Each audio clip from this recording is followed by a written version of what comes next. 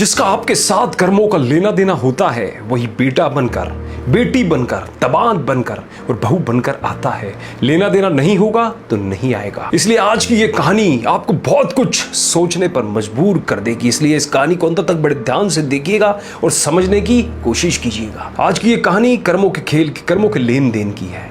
एक फौजी था, उसके माँ नहीं, बाप नहीं, शादी नहीं की, बच्चे नहीं, भाई नहीं, बहन नहीं, अकेला ही कमा कमा के फौज में जमा करता रहा।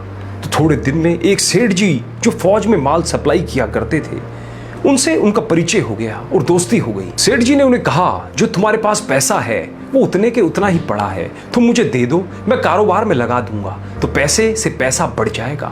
फौजी ने सेठ जी को पैसा दे दिया। सेठ जी ने कारोबार में वो पैसा लगा दिया। कारोबार उनका चमक गया, खूब कमाई होने लगी, कारोबार बढ़ गया। थोड़े ही दिन में लड़ाई लग गई।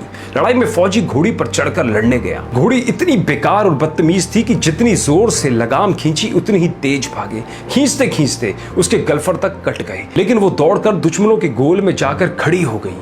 दुश्मनों ने वार किया, फौजी भी मर गया, घोड़ी भी मर गई। अब सेठ जी को मालूम हुआ कि फौजी मर गया है, तो सेठ जी बहुत खुश हुए कि उसका कोई वारिस तो है ही नहीं। अब ये पैसा किसको देना? अब मेरे पास पैसा भी हो गया, कारोबार भी चमक गया, लेने वाला भी नहीं रहा। ये सोचकर सेठ जी बहुत खुश हुए। कुछ ही दिन के बाद सेठ जी के घर में लड़का भी पैदा हो गया।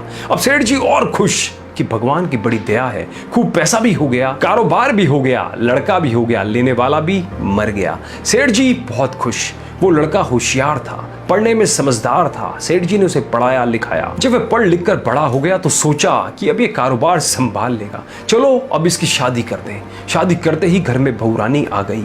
अब उसने सोचा कि चलो बच्चे की शादी हो गई है, अब कारोबार संभालेगा। लेकिन कुछ ही दिनों में बच्चे की तबीयत खराब हो गई। अब सेठ जी डॉक्टर के पास, हकीम के पास, वैद्य के पास दौड़ रहे हैं। वैद्य जी जो दे रहे हैं, दवा खिला रहे हैं और दवा असर नहीं कर रही। बीमारी बढ़ती ही जा रही है, पैसा बर्बाद हो रहा है और बीमारी बढ़ती ही जा रही है। रोग कट नहीं रहा है, पैसा खूब लगे जा रहा है। अब अंत में डॉक्टर ने कह ही दिया कि लाइलाज मर्ज हो गया है, इसको अब असाध्य रोग हो गया है, ये बच्चा 2-3 दिन में मर जाएगा।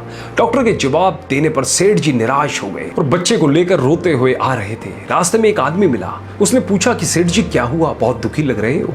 सेठ जी ने कहा, ये बच्चा जवान था, हमने सोचा बुढ़ापे में हमारा सहारा बनेगा, शादी होते ही अब ये बीमार हो गया, हमने इसके लिए खूब पैसा लगा दिया। जिस डॉक्टर ने जितना मांगा उतना दिया, लेकिन आज डॉक्टरों ने जवाब दे दिया, अब ये बचेगा नहीं, असाध्य रोग हो गया है, इसे लाइलाज मर्ज है, अब घर ले जाओ, 2-3 दिन भी कटना मुश्किल लगता है। आदमी ने कहा, अरे सेठ जी तुम क्यों दिल छोड़ रहे हो? मेरे पड़ोस में वैद्य जी दवा देते हैं, 2 आने की पुड़िया खाकर मुर्दा भी उठकर खड़ा हो जाता है, जल्दी से तुम वैद्य जी की दवा ले आओ। सेठ जी दौड़ कर गए, 2 आने की पुड़िया ले आए और पैसा दे दिया। पुड़िया ले आए, बच्चे को खिलाई, बच्चा पुड़िया खाते ही मर गया। बच्चा मर गया। अब सेठ जी रो रहे हैं, सेठानी भी रो रही है और घर में बहुरानी और पूरा गांव भी रो रहा है।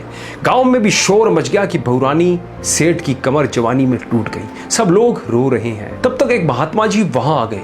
उन्होंने कहा कि सेठ जी क्यों रो रहे हैं? लोग बोले, इस सेठ जी का एक ही जवान लड़का था, वो मर गया, इसलिए सब लोग रो रहे हैं, सब दुखी हो रहे हैं।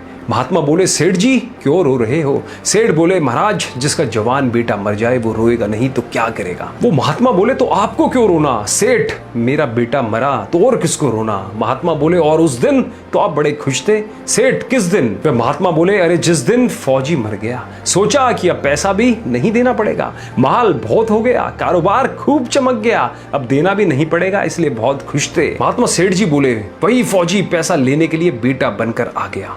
पढ़ने में, लिखने में, खाने में, पहनने में और शौक में, श्रृंगार में जितना लगाना था लगाया, शादी ब्याह में सब लगाया और ब्याज दर ब्याज लगाकर डॉक्टर को दिलवा दिया। अब जब 2 आने पैसे बच गए वो भी वैद्य जी को दिलवा दिए और पुड़िया खाकर चल दिया। अब कर्मों का लेना देना पूरा हुआ। सेठ जी ने कहा, हमारे साथ तो चलो कर्मों का लेना देना था, चलो हमारे साथ तो जो हुआ सो हुआ, लेकिन वो जवान बहुरानी घर में रो रही है, जवानी में उसको धोखा देकर विधवा बनाकर चला गया, उस बेचारी का क्या जुर्म था? फिर उसके साथ में ऐसा धोखा क्यों किया? महात्मा बोले, ये वही घोड़ी है जिसने जवानी में उसको धोखा दिया, इसने भी जवानी में उसको धोखा दे दिया। बेटा बनकर, बेटी बनकर, दामाद बनकर और बहू बनकर कौन आता है जिसका हमारे साथ कर्मों का लेना देना होता है? लेना देना नहीं होगा तो नहीं आएगा। इसलिए दोस्तों, अपने जीवन में कोई भी कर्म करो तो जागरूक होकर करो और भूल से भी किसी के साथ छल कपट मत करो। छोटे से फायदे के लिए हम ना जाने क्या क्या कर देते हैं, इसलिए छोटे से फायदे के लिए किसी के साथ भी किसी की